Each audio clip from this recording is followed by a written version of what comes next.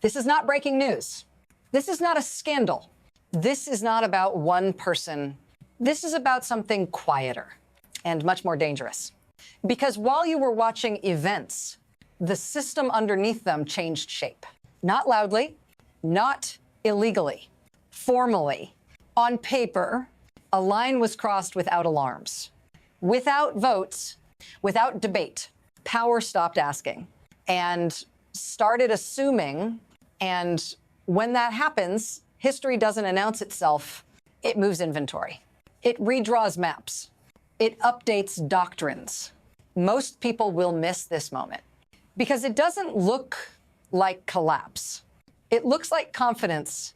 But confidence, when it hardens into entitlement, creates a different kind of instability, one that doesn't explode. It spreads. If you care about sovereignty, security, or simply understanding where the ground is shifting beneath you, stay with me, because this isn't about what just happened. It's about what now believes it can happen next. And once that belief takes hold, everything downstream starts to reorganize. So let's slow this down and look at what actually runs the system now. For a long time, you were told the system was held together by values, shared rules, mutual restraint. That story is now obsolete. What actually controls the system is leverage. Who can move faster? Who can take without asking? Who can make access conditional? This isn't about ideology. It's about permission structures.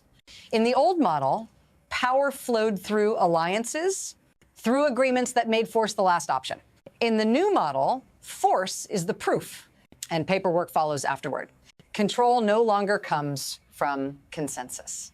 It comes from declaring something strategic. Geography becomes a justification. Resources become inevitabilities. Neighbors become variables. And once everything is reframed as security, anything can be taken in its name. This is why personalities don't matter as much as posture. Because once a system decides it doesn't need consent, it doesn't need trust either. It only needs compliance. And that creates a problem, because systems built on compliance don't stabilize. They provoke adaptation, quietly at first, then all at once, which brings us to the shift most people didn't notice until it was already irreversible. The most dangerous changes don't arrive as shocks. They arrive as adjustments. Before, power justified itself by restraint. It promised stability in exchange for patience. Influence in exchange for consent. Now, the justification has inverted. Security is no longer something you build together. It's something one side enforces. Before, doctrine described boundaries. Now, doctrine describes entitlement. And the shift didn't happen overnight. It happened through normalization. Language changed first. Words like partner quietly gave way to asset. Cooperation softened into access. Agreement was replaced by expectation. What used to require negotiation now requires alignment. What used to be mutual is now conditional. And here's the part people miss. Slow change feels safe because nothing breaks. Nothing collapses. Nothing announces emergency. But systems don't need explosions to become unstable. They just need asymmetry. When one side updates the rules unilaterally, the other side has only two options: adapt or be absorbed. And once adaptation begins, it doesn't look dramatic. It looks like diversification, like contingency planning, like polite distance, until suddenly it's no longer optional. Because the quiet shift isn't about what power does. It's about what it no longer bothers to justify. And that's when the first visible cracks appear. Then the system tested itself. Not at the margins, at the center. A sovereign government was removed in hours, not sanctioned, not negotiated, taken. The operation was efficient, clean, legally dressed after the fact. And that's the point. This wasn't chaos. This was capability on display. A message sent without subtitles. Because the shock wasn't the action itself. It was the precedent it created. Force was no longer hypothetical. It was executable, and doctrine stopped being theory. It became choreography. Notice what didn't happen. There was no coalition debate, no multilateral pause, no procedural friction. The system didn't stall.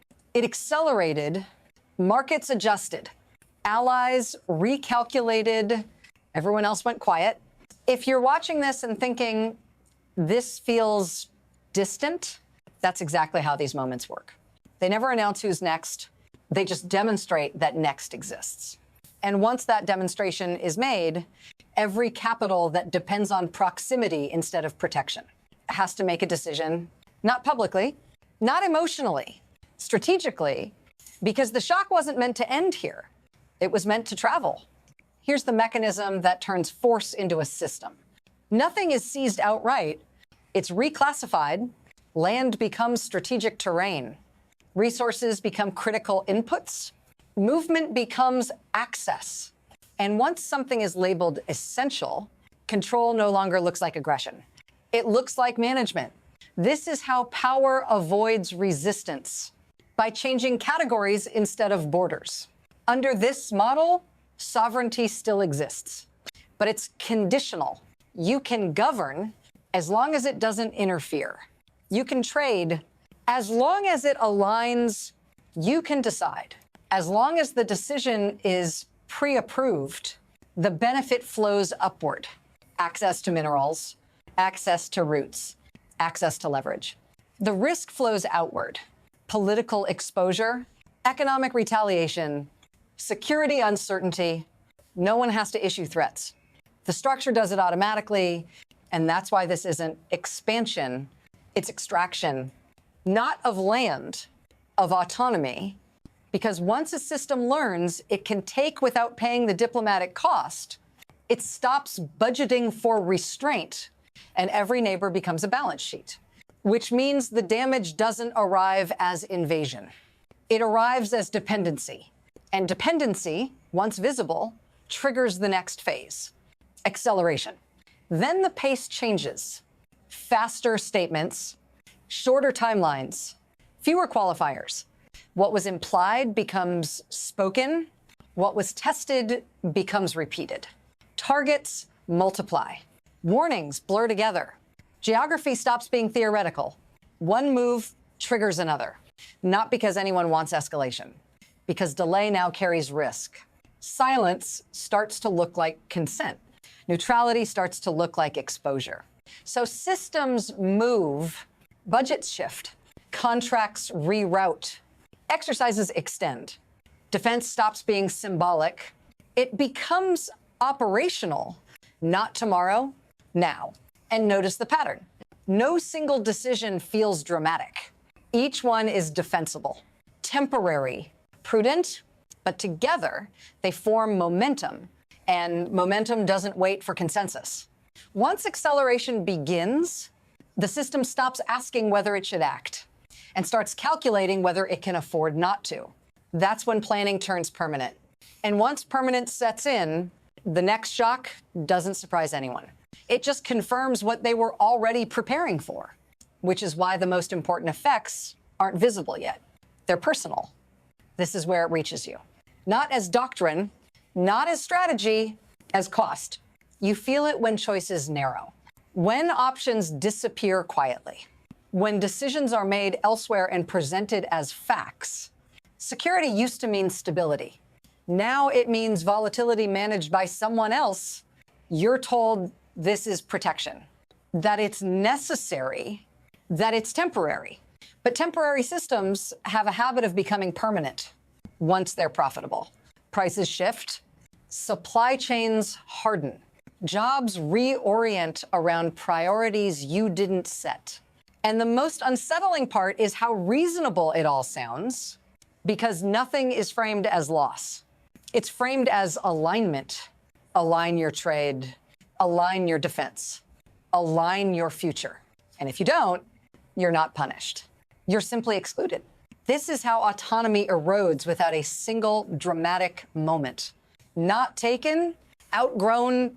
So if you're wondering why this matters to you, it's because systems that stop asking permission eventually stop noticing people. If this feels uncomfortably close, Stay with me. Because what's happening next doesn't stop at borders. Once adaptation begins in one place, it doesn't stay contained, because systems are connected long before they're coordinated. When one country rewires its security, another adjusts its supply chains. A third recalculates its exposure. What looks like independence in isolation becomes realignment at scale. And that's when the ripple turns global. Trade corridors shift. Defense standards diverge. Shared assumptions quietly expire. Alliances that once overlapped start to fork, not through dramatic exits, through parallel structures, different financing, different procurement, different rules about access and control. And suddenly, the map still looks the same, but the wiring underneath it doesn't. This is how fragmentation spreads, not as chaos, as redundancy. Every system builds backups. Every backup reduces reliance. Every reduction weakens the center. And here's the danger. No one is coordinating this outcome. Everyone believes they're acting defensively. But when enough actors do that at once, the result isn't stability. It's drift. A world where cooperation still exists, but only inside smaller, harder circles. And once those circles harden, the future stops being shared. It starts being negotiated under pressure, which brings us to what happens next. When the system has to choose a direction without knowing who's really in charge anymore. From here, the system doesn't collapse. It accelerates. And there are three paths forward. The first is adjustment. Power relearns restraint. Access is renegotiated. Consent is made functional again. The system survives. Thinner, less confident, but intact. This path requires patience and memory. Two things: systems under pressure rarely choose. The second path is erosion. Nothing breaks outright. Trust continues to drain. Allies hedge. Dependencies shrink. The center holds, but weaker every year. Leadership becomes symbolic. Influence becomes transactional. This path feels stable until it isn't.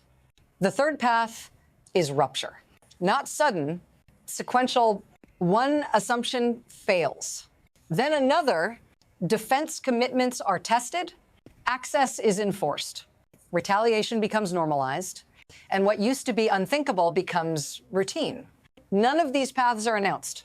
They're selected through behavior, through what is rewarded, through what is ignored, through what no longer requires explanation. And here's the unresolved part. The system is already moving, but it hasn't committed, which means this moment isn't about prediction. It's about recognition. Because once the direction becomes obvious, choice disappears.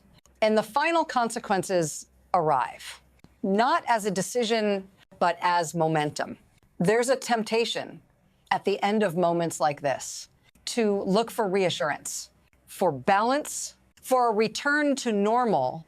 But systems don't go backward. They shed skins. And what's being shed right now is the idea that power needs agreement to function. What replaces it hasn't fully formed yet. That's what makes this dangerous. Because unfinished systems invite improvisation. They reward speed over wisdom, assertion over legitimacy. Nothing here resolves cleanly. There is no reset button waiting off screen. What happens next depends on what is normalized, what is accepted as just the way things are, what stops feeling shocking.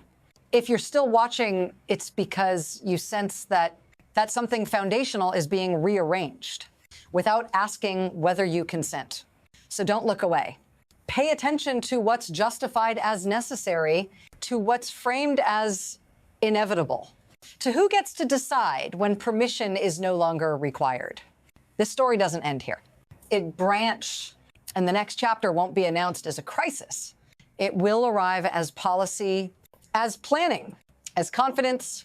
If you want to understand where this system is really going, stay with me, because the most important shifts are still ahead.